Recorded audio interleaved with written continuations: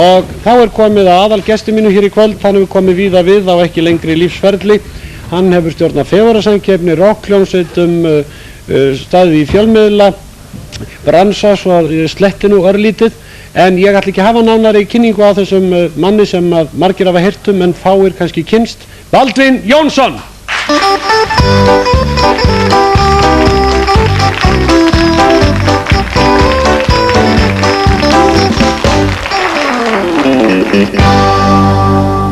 Áttu blessaður Baldvin og velkomin.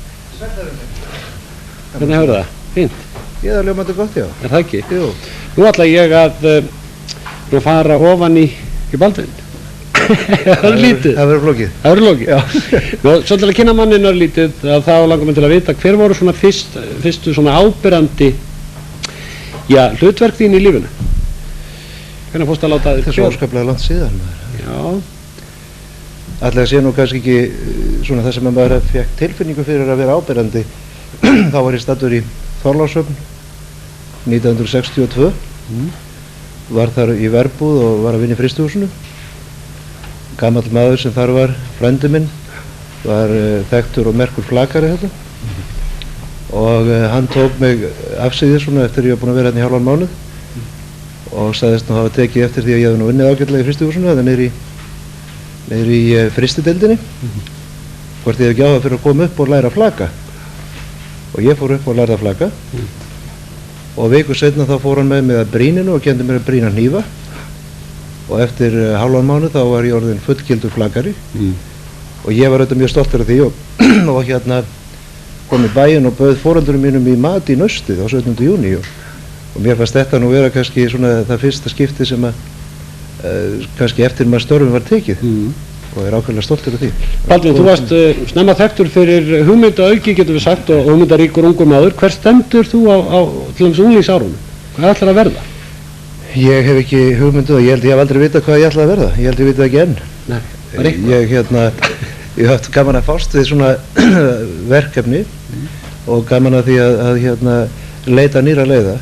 Að fara ekki svona þessa hefðbundnu vegi og ekki fara að feta í fótspor annarra heldur að reyna að brydda upp á einhverju nýju og skemmtilegu. Og það hefur þetta líf allt snúist og virðist alltaf að halda áfram fram eftir aldri. Og það er svo gamalt að fara að gleyma. Ég ætla að rifja þá upp aðeins fyrir þér með þér. Við erum að svipuður ekki sem. Nei. Það má skemma kvöldið. Þú lítur samt nokkuð vel út, skilur. Já, við erum úlíkar. En málið er það að ég man eftir þér þegar þú varst stjórnaður unglingasamkomin, dreist alla unglingahöfuðborgarsvæðinu upp í Saltvík, þú varst að flytja inn útlendar hljómsveitir og ég veit ekki hvað og hvað. Hvers vegna? Nú mér fannst hérna á þessum tíma þá var alltaf verið að tala um úlingavandamál og það er nú verið að tala um þetta í dag. Mér fannst þá og finnst enn að þetta sé auðvitað ekkert vandamál, sér þau. Og mér finnst kannski og fannst á þessum tíma vanda frumkvæði úlingana. Svo ég fór þess að leit við æskulýðsráð að þeir lánuðu mér Saltvík upp á Kjalarnesi.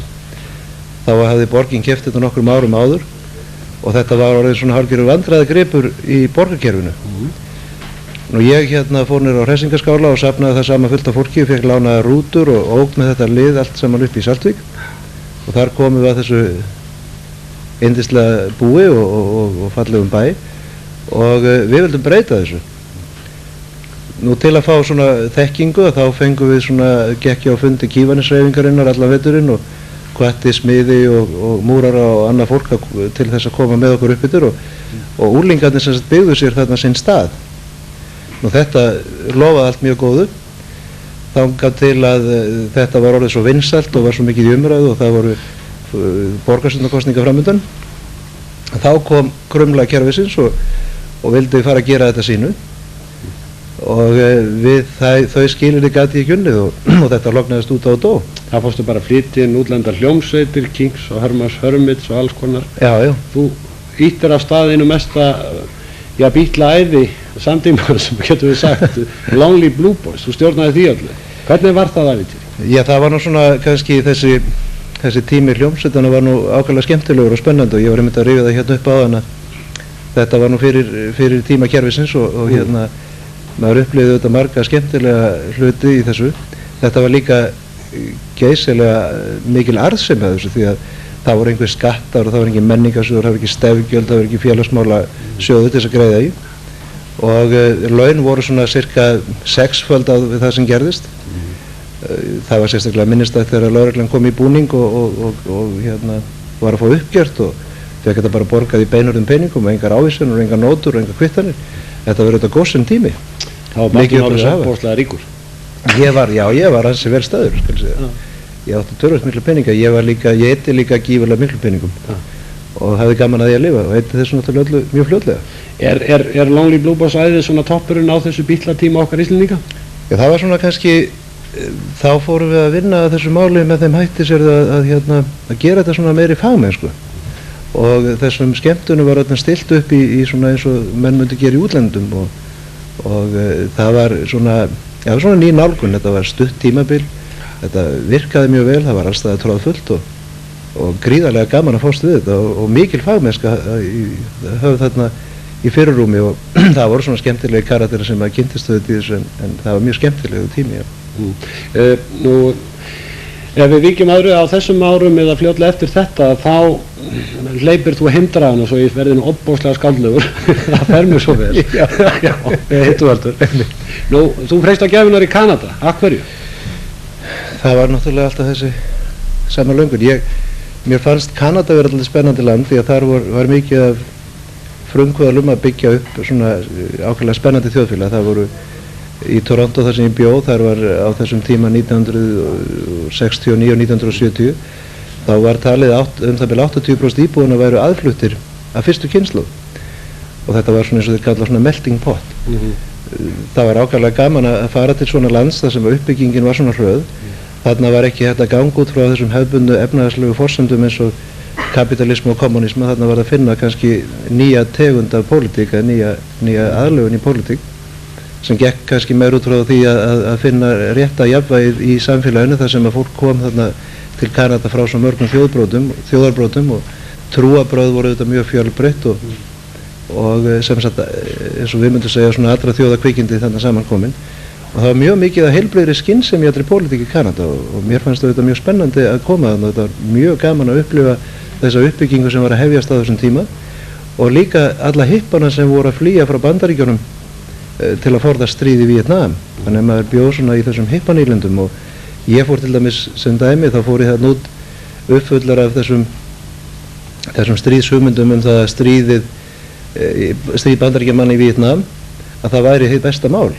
En auðvitað var það ekki til besta mál og ég sannfærist þegar ég kom til Kanada en það komið í ljós. Þannig að maður breytti svona viðhorfi til margra hluta við það fara þarna. Þú ert svo alvarlega, þetta þýðir ekki neitt. Þú komst heim og stjórnaði fegurðarsamkeppni árabil og gerðir þá fegurðarsamkeppnina kannski af veglegri en ég fann mikið til skrautsýningu, þetta var ekki hávaðalaust.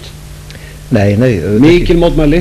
Já. Það er skemmtilegast að taka svona verkefni þegar maður gengur út frá því að 80% landsmanna séu á móti því og snúaði upp í það að 80% verið með því. Þannig að þetta verður þessu hvert annað verkefni. Íslendingar senda stúlkur til fegurðarsamkeppna, hvort sem okkur líkar það betur það er. Mér fannst menn ekki hafa staðið nægilega vel að þessu og mér fannst að þetta væri svona eina af þeim keppnum sem við getum örugglega orðið heimsmeistarar í. Og ef ég ætti að segja til það hvort ég væri með á móti fegurðarsamkeppni, að þá er ég í grundvallaratriðum á móti fegurðarsamkeppni ef hún þjónar bara þeim tilgangi að velja fegurstu konu hvers lands. En það er auðvitað hinliðin á þessu sem er landkynningaþátturinn og það tókst sem sagt að breyta þessu viðhorfi fólks. Nú stúlkurnar voru tilbúnar til að taka þátt í keppninni. Það er stúlkur sem augljóslega gátu orðið heimsmeistarar í fegurðinni og þær hafa sýnt hvað í þeim bjó. Já, svo sannarlega, en ekki meira um fegurðarsamkeppni, þú er alveg verið spurður af því, en fólk í Sviðsljósun eins og þú stjórnandi fegurðarsamkeppni, mikill hávaði og læti, umtal. Þú er orðið fyrir umtali að sjálfsögðu. Hvernig heldur að hafa verið talað um Baldvin Jónsson? Allavega vafalaust. Einhverju svona á jákvæðu nótum og einhverju á neikvæðum eins og gengur og gerist. Þú er ekki hugmynd að blessa? Nei, ekki hugmynd. Við skulum athuga það. Hann er sambland af götustrák og heimspekingi. Þar af leiðandi er hann bæði prakkari og dálítill hugsuður. Það lýsir mér vel núna stutt eftir ég kom heim. Þá hringdi ég Jenny Raðarsdóttur til óskum til hamingju með þetta allt saman og spurði þá, hvað við kallað útvarpsstjóra núna? Og sagði, nei, Linda mín, hér engir stjórar, hér bara fólk og hér gott fólk. Og þetta lýsir honum mjög vel.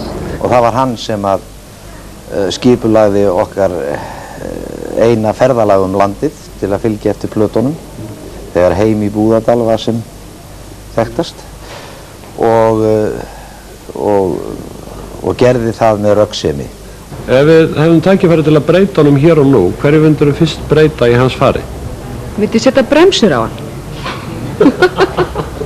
Eitthvað hreyfa hann nú fyrir sér í knattspyrnu, en það var nú bæði stutt og glæsilegt því að einhver tíman voru þeir að spila úrslitaleik í Reykjavík á móti Valsmenn og það voru allir markverðir ófinnanlegir og þeir enduðu á Baldvini.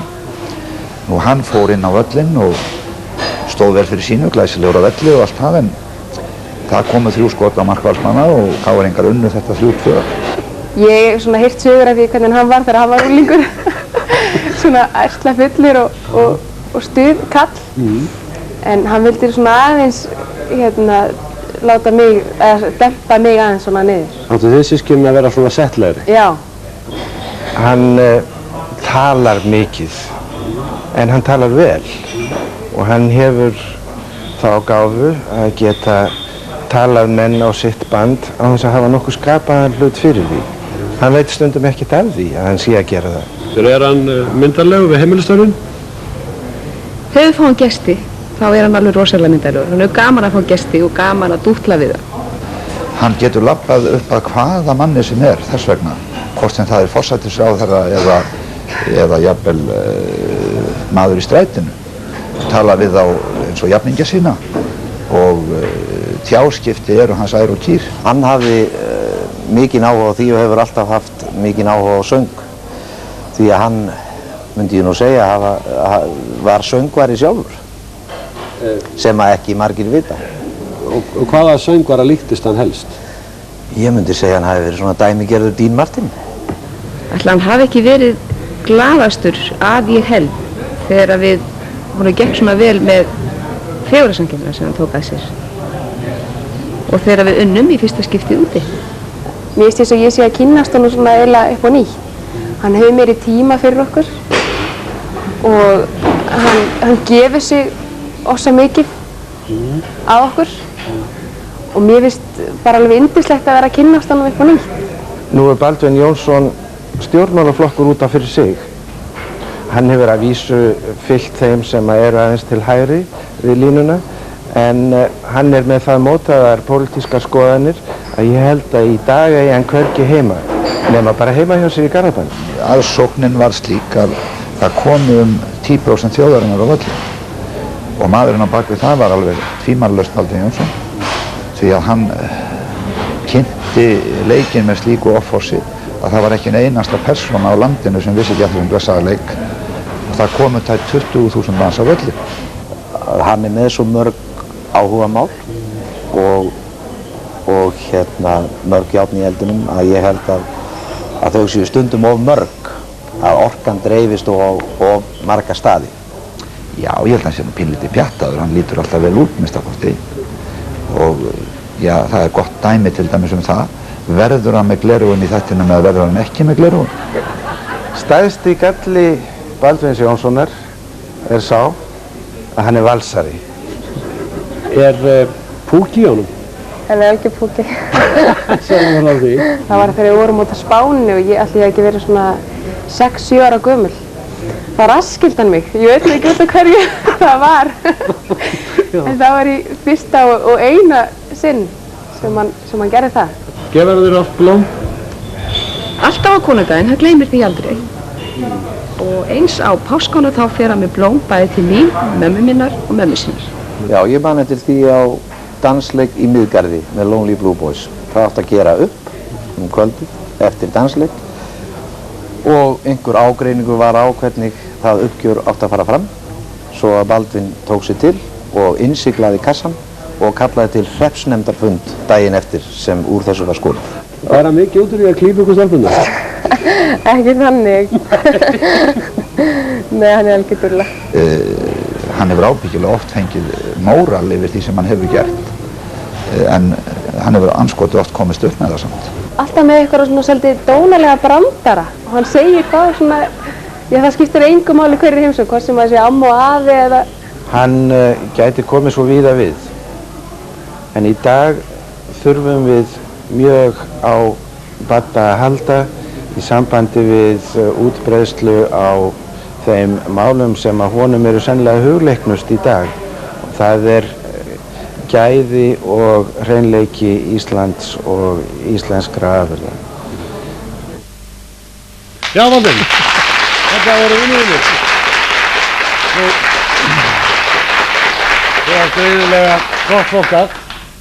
Það er greinilegt. En einn besti vinnuðinn, við reyndum að fá hann til okkar og hann gæti miður ekki komið, en ég ætla að athuga kannamálið hvort hann ekki af línunni. Já. Alveg, einhver á línunni? Jú, gott kvöld. Já, komdu blessaður Kristján Jóhannsson. Komið í sæl hana. Heyrðu, hann hérna Baldvin. Hann hérna blessaður? Já. Sæll getur minn. Blessaðkallinn. Hann búinn að vera þessi skamman okkur? Það fer nú að líða því, Kristján. Já, nú kemur að því sko. Býtur hann að mála, þetta ekki eins og hjá Johnny Carson. Ef við ætlum að hafa svolítið líf í þessu átt að fylla hliði til að hafa svolítið fjör í þessu. Kristján, nú verður þú... Það ekki farið í tísku, það komið í tísku og það verður fullur í höfumveg. Og þetta fréttist í Monte Carlo? Já, allaveg þangað, já. Heimurinn smárinn, sem segja. Já, en hvað ætlar að segja mér Baldvin? Já, það fyrir nú eftir í hvað þú gefur langa tíma. Baldvin einn af mínum bestu vinum og drengur góður. Nú á að... Hann heimsmaður á Íslandi og það sem haftar honum hvað mest þá maður að segja smæð landsins, hann þyrfti að vera með miklu meira svigrúm og fyrir allar hans hugmyndir og ídegur þær hreinlega að koma fram og þá erfitt að spila úr þeim fyrir hann heima á Íslandi því það hluturnar miklu smærri. En hugmyndirnar sem hann hefur verið með og margar hverjar mjög góðar að koma á framfæri mjög góðar og hafa ekki nóg mikið pláss, myndi ég segja.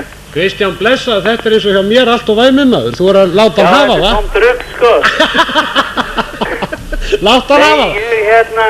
Þó fannst mér hann Baddi eiginlega svona bera í bakka fullan læki þegar hann vildi fara að selja Ísland. Og hann áttaði sig ekki að því að Sverrir Hermannsson fylgdast að bakkanum og þá var það árið glata mál. En Kristján, ertu að syngja í kvöld? Ég var að syngja í kvöld en það kannski heyri ég búin að þú eitthvað eftir að röddinni held ég. Jó, ég er búin að syngja Hildravatóri að kvöld sko. Hún alltaf jafn þingisk. Já, hún alltaf jafn þingisk. Ég á meiri sé að skila hverju frá generaldirektorinn sem að segir hér sovrintendent og öllu kompanína þegar þeir býða mér næstu hæð fyrir neðan og eru að borða belginónsi fullan. Haldt áfram að borða, gangi vel Kristján og þakka þér fyrir spjallið. Því sömuleiðis og hafið það mjög gott. Blessaður. Blessaður. Það er alltaf jáfnfrek.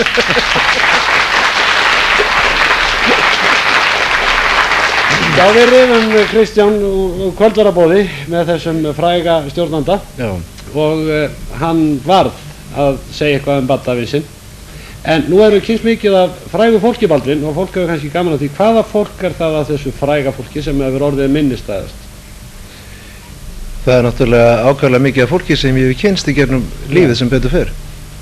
Og þetta svo kallega fræga fólki gerir ráð fyrir að þú eigir við svona þessa útlendinga kannski. Já, þú ert einn að fara að fá íslendingu sem eru umgengist mikið af þessu fræga liði.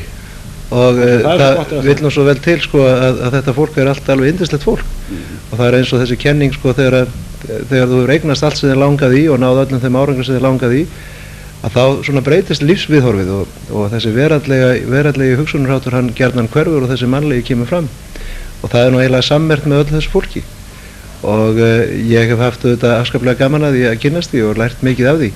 Það líka til mjög mikið af yndislu og góðu frægu fólki svo kvöldu á Íslandi og þar tel ég nú vera merkastan mann Matthías Jóhannesson sem hefur kennt mér meira heldur en allt flestir aðrir á lífsleiðinni og hans lífskoðanir og þjóðerniskend er þjóðinni til farsællar þegar ég fæ betri tíma einhvern tíma þá fæ ég þetta upp því að fólk er alltaf voða gaman af því að smjatta á þessu fræga fólki. Það vil nú svo til að ég kynst því kannski betra.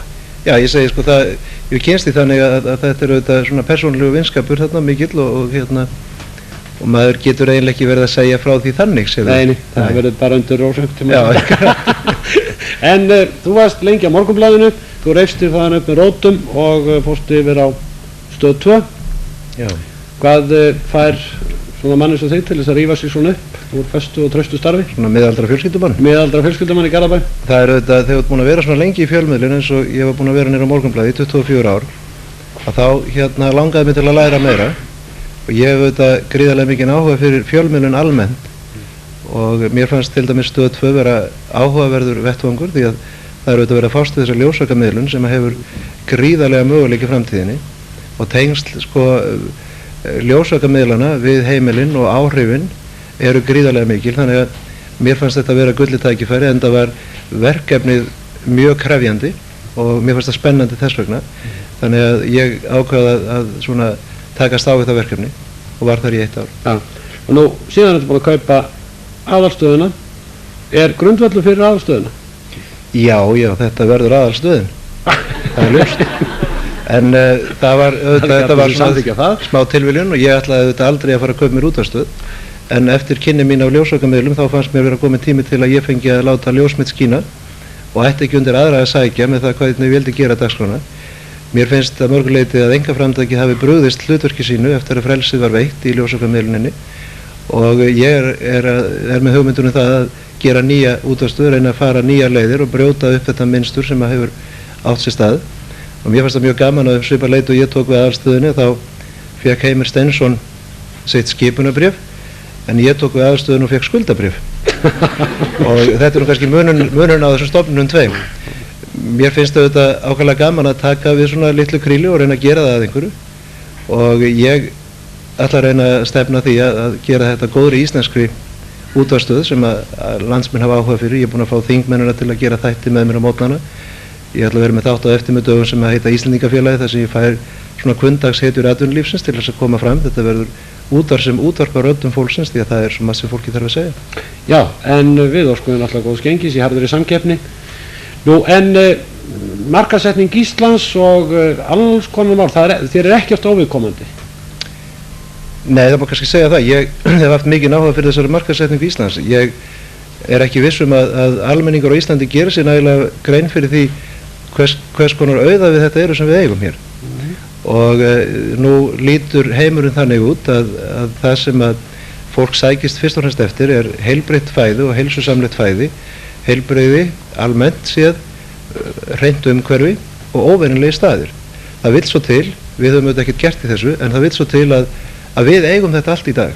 Við erum, að mínum mati, einhver mest spennandi þjóð í heimi. Þetta er auðvitað aldrei væmið að segja þetta svona, en þetta er staðreynd. Það er engin þjóð sem hefur upp á jafn margt að bjóða fyrir veröldina í dag í mínum hug heldur en Íslendingar.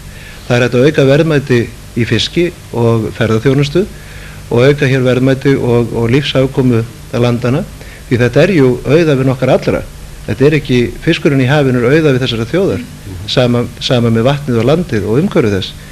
Og ég er að vinna í því og hefur verið að vinna í því undanfarin ár því miður gegn einhverjum innan gæsalappa svokölluðu völdum sem ekki hafa viljað hlusta á þessu rödd. Ég er sannfærður það að það er að auka verðmæti íslenskra afurða 60-80% á næsta áratug, eða það er að segja á þessum áratug og ég hvet alla til að taka þátt í því starfi þannig að lífsafkoma okkar verði góð og við getum haldið okkar þjóð og þjóðerni og verið hér manneskjur í litlu draumaríki.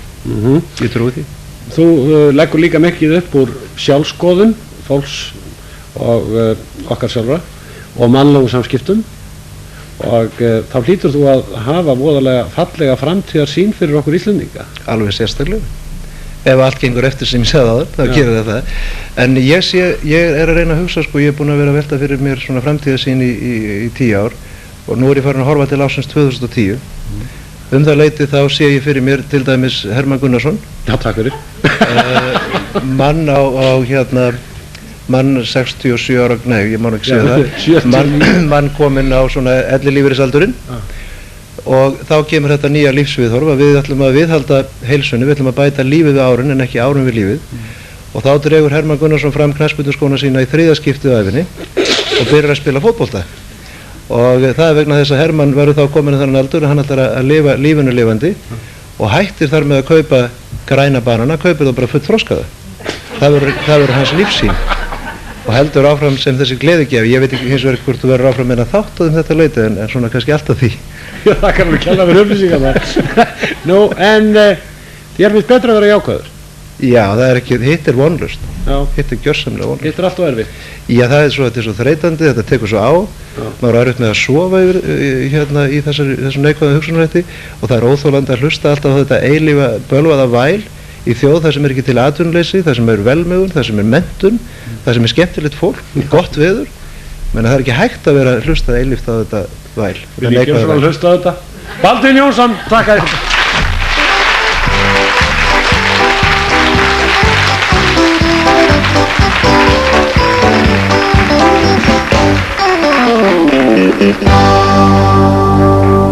Já, þetta var Baldvin Jónsson.